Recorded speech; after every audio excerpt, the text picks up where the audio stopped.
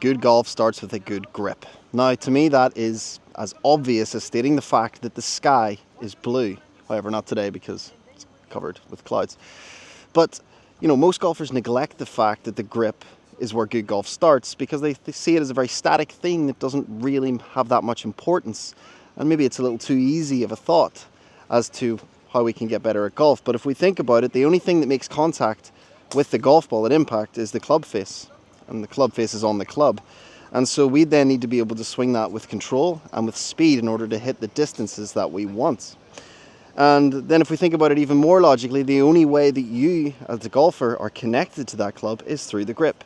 And so how can you possibly neglect the importance of the grip if that is the only way that you can control what happens to that golf ball? Okay, so another way to think about it is if we are generating all of the energy in the golf swing with our body movements, okay, that's where we're going to get our speed and our power from, then we have to have a good enough grip so that we can transfer that energy into the club and into the club face in order to get the strikes that we need and have the control and the speed that it's required for the certain shot. And so if the grip is off, it's going to be very hard to take that energy and transfer it efficiently and consistently into that golf ball. So today we're going to talk about how to grip the club and exactly what you need to do in order to improve your game, control that club face, swing it with more speed, and essentially play better golf. So let's get right into it.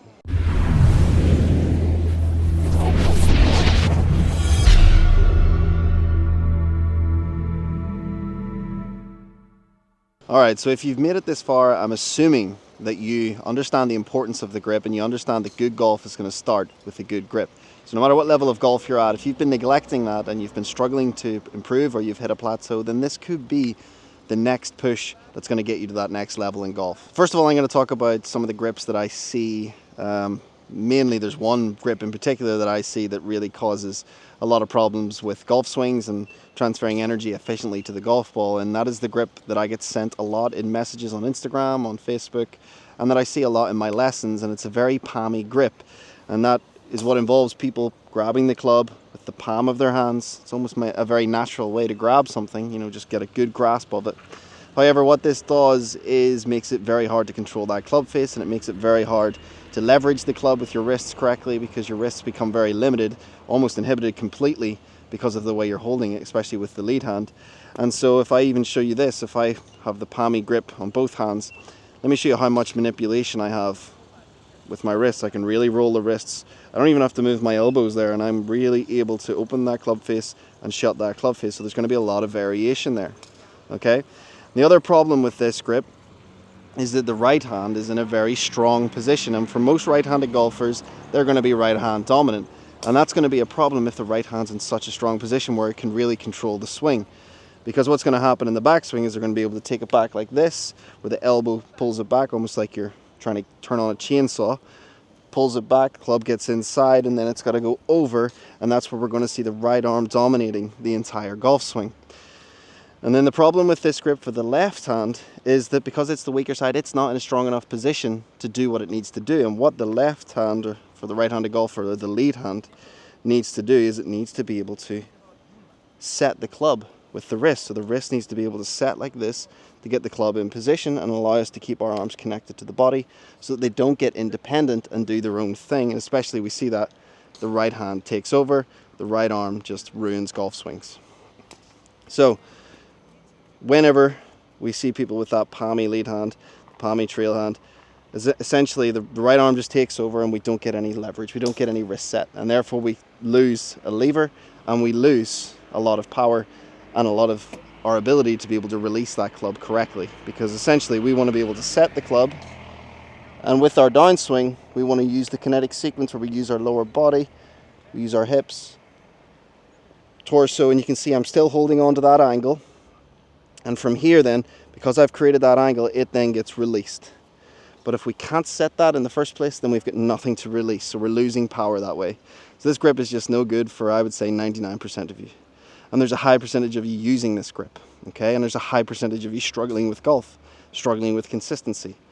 And I know it's very simple to look at the likes of Bryson DeChambeau and Mo Norman and other players who've made it work, but they're a very small percentage of players. And I think if you think about it logically, we look at a lot of players, we look at Rory, we look at Scotty Scheffler has a grip trainer on his grip.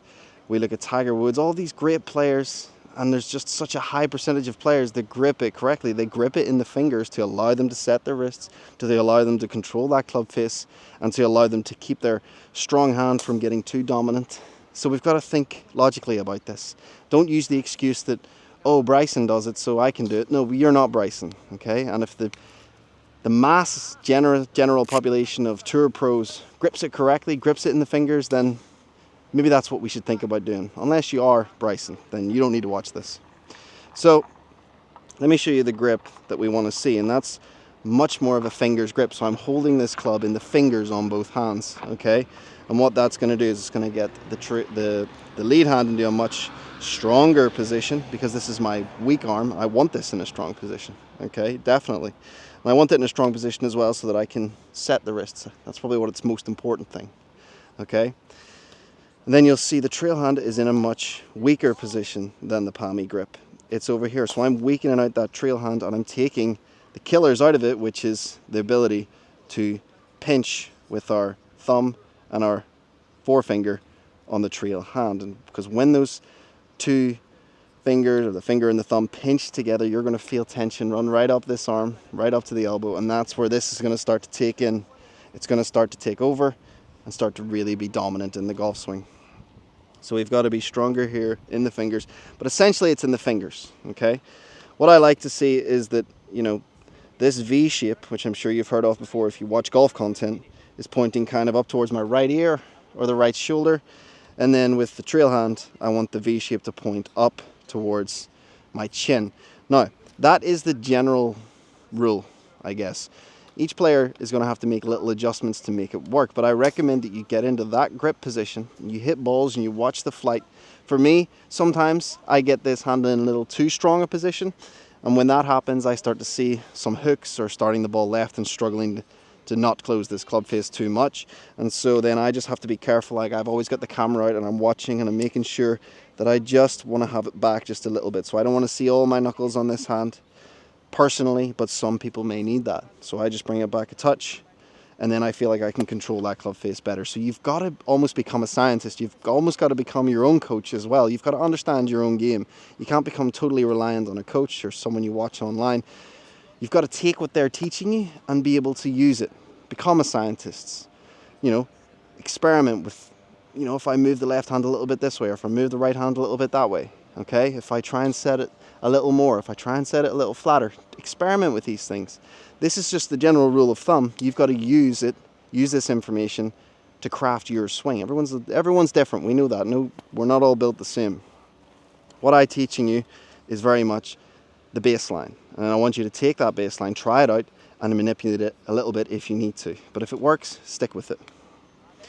So now that we've got ourselves into this grip, what we're going to be able to do is learn how to set the club. What I really like about that is if I can get that club set, I mean, I'm hitting shots at the minute where I go 1, 2, and hit.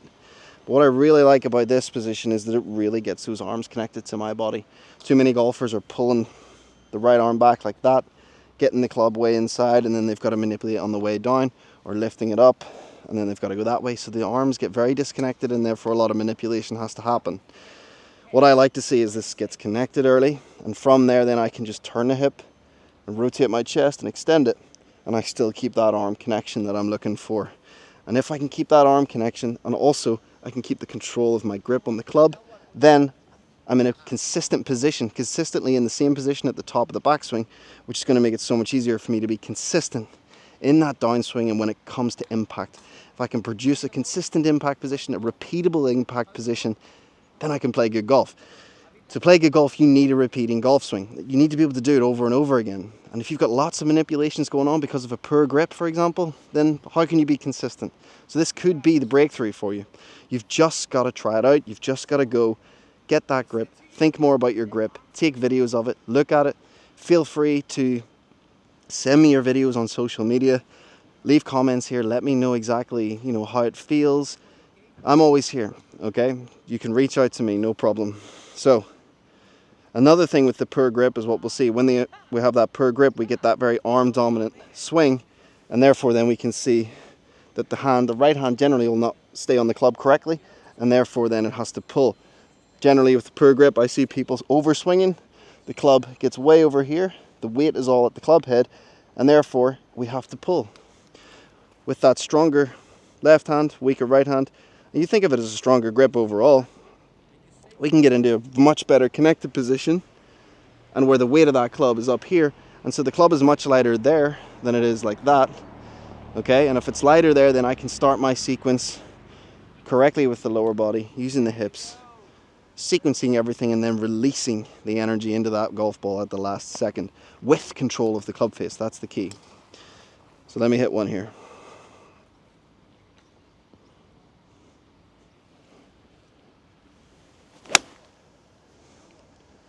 So hopefully now you understand exactly why good golf starts with a good grip. And if you want to learn more, and if you're really interested in improving your swing and learning about all the other parts of the swing, I have created a free online course which takes you from A to Z in the golf swing. It takes you from grip all the way through to finish position. It also gives you access to my community of golfers where you can ask questions, post your swings, and get reviews. And the best part about the whole thing is it's completely free. All you have to do is click the link in the description of this video, head over, create your account, and I'll see you on the inside. And you can really start to develop your swing and start to play better golf and get ready for 2025.